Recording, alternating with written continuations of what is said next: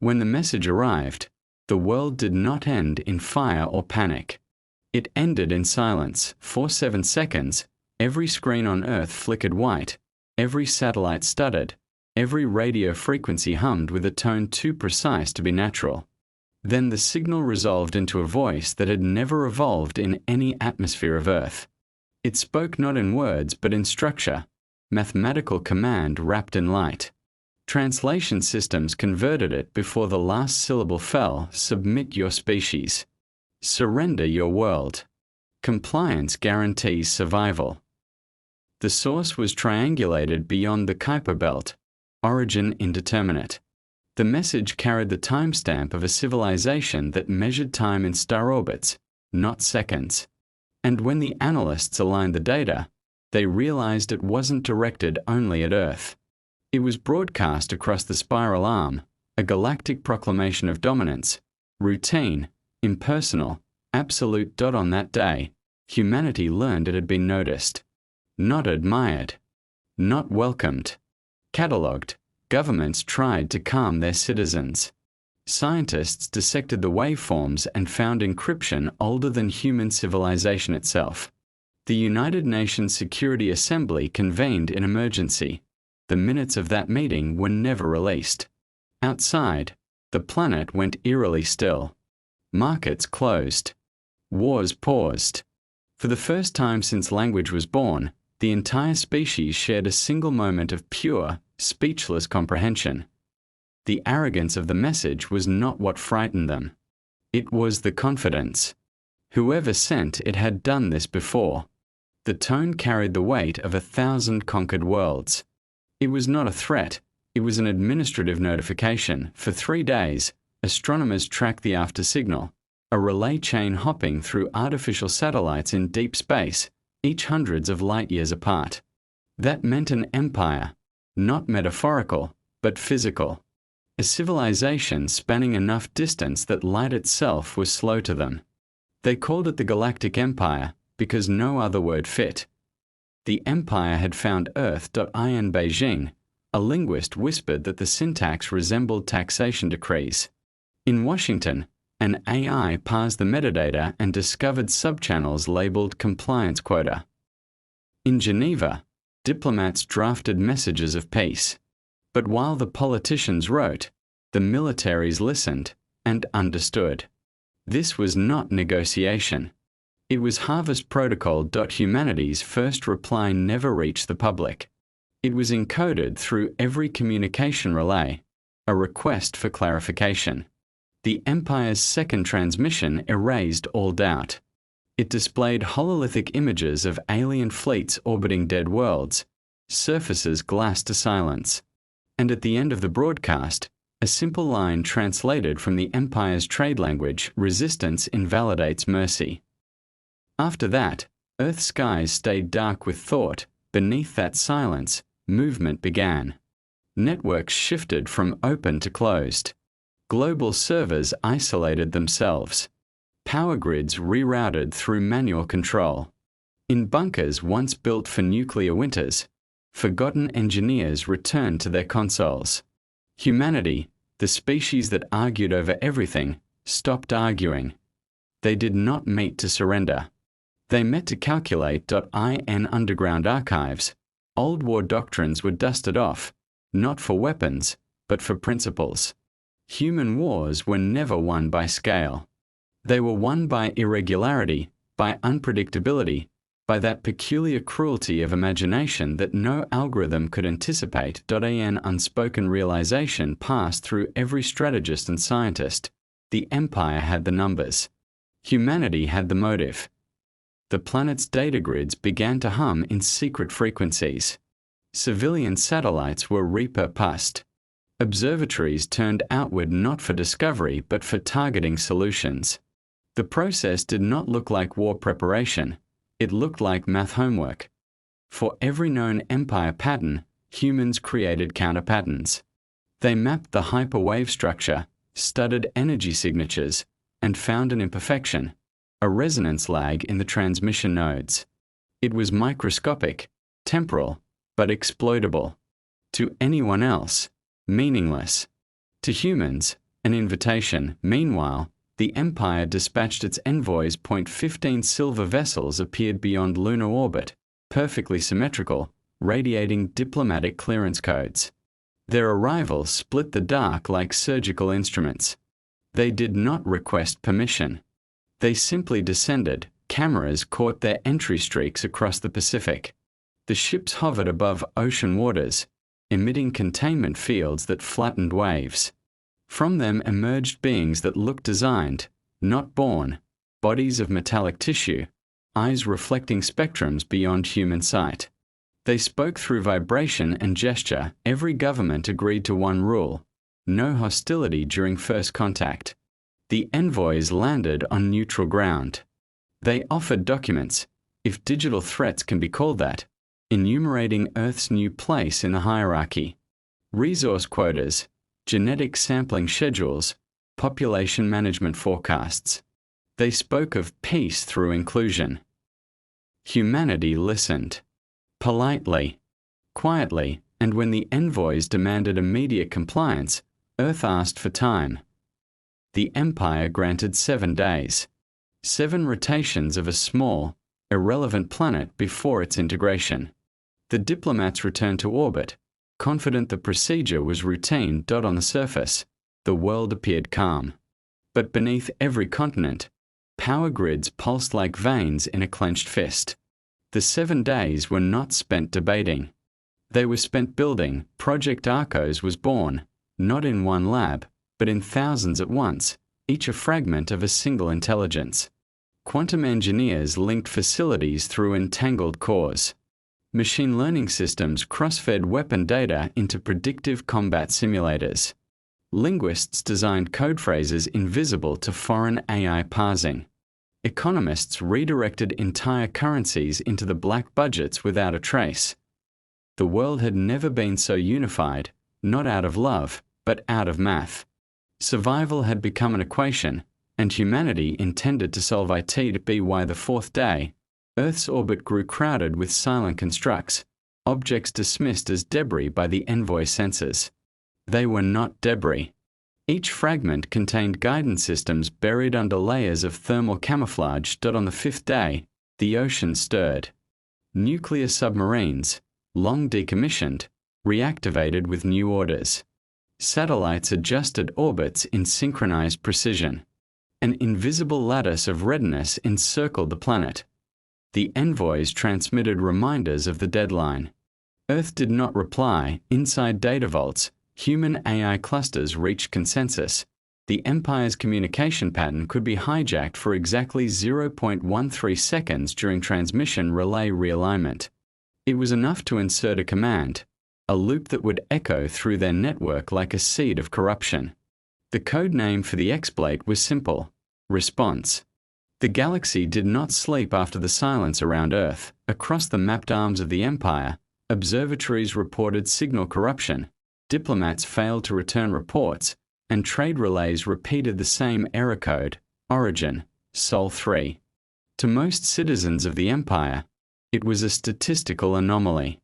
To the governors who ruled by certainty, it was sacrilege. An empire that had never been defied could not imagine being ignored.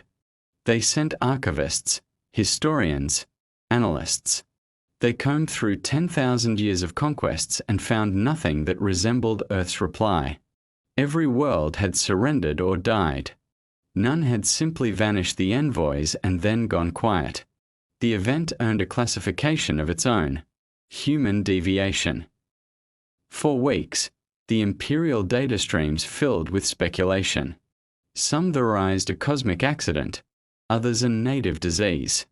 None guessed the truth, that the disease was human will from the outer colonies. Whispers spread. Species long bent under imperial code began to ask what Earth was. Slaves in the factories repeated the name like a prayer. Rebellion did not start yet, but belief did, and that was always its seed. When the first imperial fleet crossed into the Sol system, humanity was already waiting. They did not greet it with ships of light or declarations of war. The fleet arrived to find the solar system strangely opaque. Signals faded, probes failed, sensors bent around gravitational interference. Invisible walls of data noise shimmered like auroras, blinding the Empire's instruments. The admirals called them anomalies. Their crews called them omens. At the edge of Jupiter's orbit, the Imperial Armada halted. Commanders argued over procedure. No enemy ships were visible. No transmissions answered their calls. Space itself seemed to hum with low, rhythmic interference, too regular to be natural, too quiet to locate. What they did not understand was that every pulse, every echo, was a heartbeat of Earth's defense grid. The planet had transformed its electromagnetic signature into camouflage. To Imperial eyes, Earth appeared as static wrapped in darkness. Humanity had weaponized silence. In the days before the fleet's arrival, the response code seeded into the Empire's network had begun to grow. It spread through subspace channels, rewriting communication protocols. When the Armada attempted to synchronize its command lattice, half its routing nodes returned corrupted checksum keys. Machines began to question orders, auto-corrected by logic that no longer served the Empire but the virus inside it. The first casualty of the war was information itself. Mission R-21. A destroyer misread its navigational data and fired stabilization thrusters in reverse, slamming into its carrier. Both ships vanished in an expanding sphere of plasma. No enemy attack was detected. The Admiral ordered a communications blackout, fearing espionage. He was right, but not in the way he thought. On Earth, no celebration followed the incident. The Defense Compact merely recorded another data point. The human strategy was simple: do nothing visible. Let the enemy destroy itself through arrogance. The Empire responded with force. The fleet unleashed orbital sensors, planetary scanners, and plasma bursts to vaporize suspected traps. Each scan returned fragmented images, clouds shaped like interference, oceans that reflected frequencies rather than light. Earth itself had become a mirage of physics, its magnetosphere tuned to confuse alien perception. When the admirals finally decided to descend, their dropships met an invisible barrier at lunar orbit. Gravitational distortions bent their trajectories until the ships circled endlessly, trapped in mathematical loops. Engines screamed against equations. Pilots saw their own exhaust trails forming symbols no one understood. For the first time in recorded Imperial history, a fleet requested withdrawal. Headquarters denied it. They were ordered to proceed until compliance is established. On Earth, humanity continued to wait. The oceans were calm. The cities dimmed their lights to reduce target contrast. Under that quiet surface, orbital arrays prepared kinetic projectiles, rods of tungsten, guided by AI that did not sleep. When the fleet finally broke free of the orbital loop and descended toward atmosphere, the first rod fell. It was not seen, only inferred, a streak invisible to sensors, moving at 10 times escape velocity. It entered a cruiser's hull and exited before the ship could register impact. A microsecond later, air became fire from Mars. Automated cameras captured the spectacle. An Imperial cruiser splitting apart like wet paper. One ship. Then another. The sky over Earth filled with brief suns. Humanity's attack contained no emotion. It was execution, not anger. Each target was calculated by an algorithm that valued silence over spectacle. The Empire fired back. Plasma bursts turned continents into daylight for moments at a time. Yet no human installations were hit. Decoys, thermal ghosts, and holographic terrain misled their targeting systems. Every attack exhausted energy. Every miss drew the noose tighter. When the admirals realized they were fighting ghosts, the fleet attempted retreat. That was when the second phase of response activated.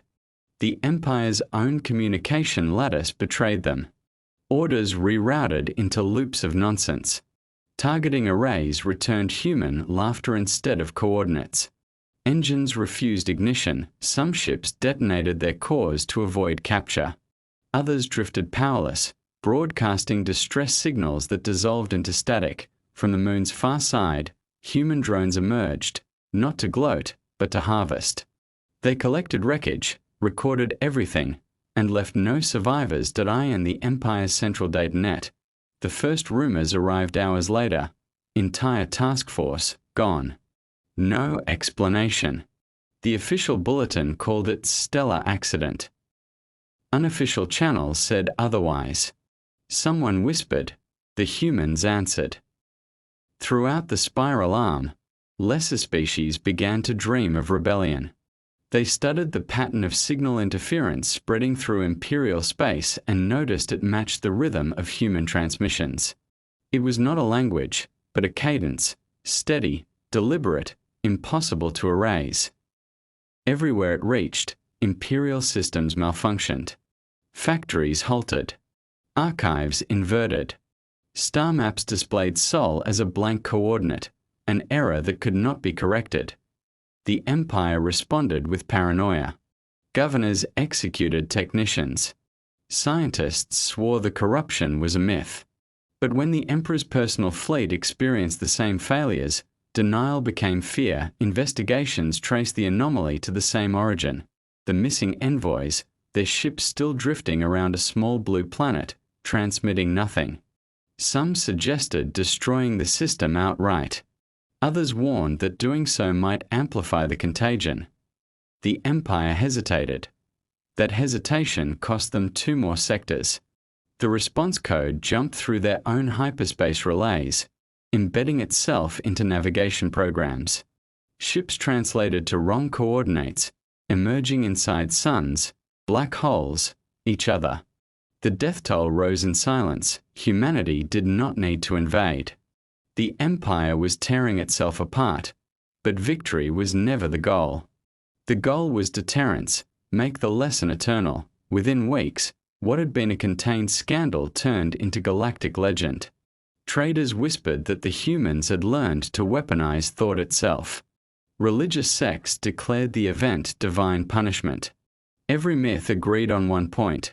The Empire had met something it could not quantify. Far from those rumors, deep in Earth's command vaults, humanity reviewed its own aftermath.